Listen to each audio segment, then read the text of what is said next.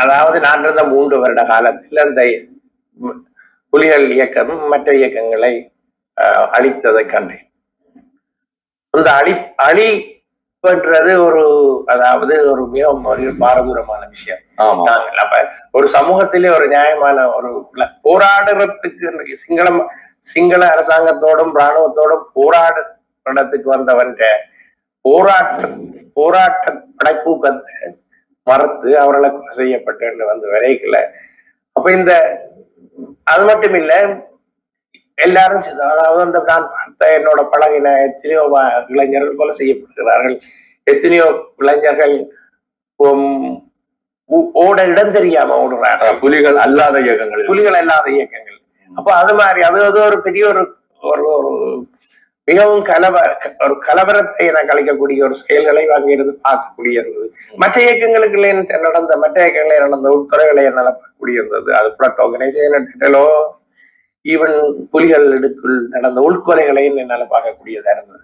அப்போ அதாவது நாங்கள் எல்லாம் கனவு கண்டிருந்த விடுதலை என்ற ஒரு புனிதமான ஒரு போர் எனக்கு முன்னாலே அந்த 3 வருடத்துக்குள்ளேயே சிதைந்து கண்டு போனதை என்னால பார்க்கக்கூடியதா இருந்தது.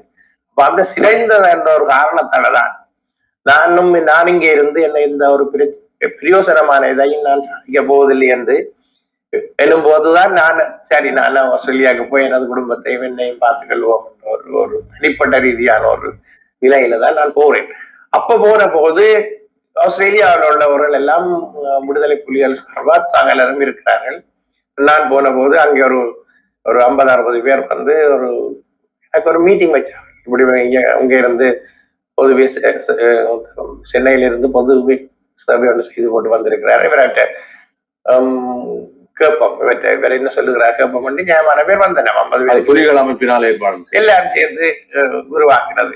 முதல்ல புலிகள் அமைப்பா இருந்தாரோ, புலிகளுக்கு எதிர்ப்பான ஆட்கள் இருந்தார்கள், எல்லாம் இருந்தார்கள். அப்ப நான் அந்த விஷயத்துல இப்படித்தான் எல்லாத்தையும் விளங்க பொழுது போட்டு நாங்கள் இந்த விடுதலை போர் போய் சேர போறதல்ல ரெண்டு போட்டு நீங்கள் இது 87 ஜூலை மாதத்துல நான் சொன்னது. நீங்கள் ஒரு குளிர்கால மெல்பாடிதான் எனக்கு ஞாபகம் இருக்குது. வெளிநாட்டாக்களாயிருக்கிற நீங்கள் நீ ஏதாவது செய்கிறது என்றால் இந்த பாதிக்கப்பட்ட மக்களுக்கு உதவி செய்கிறது என்று போட்டு எனது பொக்கலில் இருந்த கைலேஞ்சி எடுத்து காட்டி, அதாவது கண்ணீரை துடைக்கிறதுக்கு மாதிரியான ஒன்றைத்தான் நீங்கள் செய்வீங்கள் இல்லாம இதுக்கு மேல நீங்கள் ஒரு படியா ஒன்றும் செய்ய போறது இல்லையண்ட. அப்பொழுது எல்லாரும் பல பேர் குமுறினார்கள், கொந்தளித்தார்கள். இப்படி நீங்க ஒன்னு சொல்ல முடியும் அது இதன்னு நான் சிரிச்சு போட்டு இருந்துட்டேன்.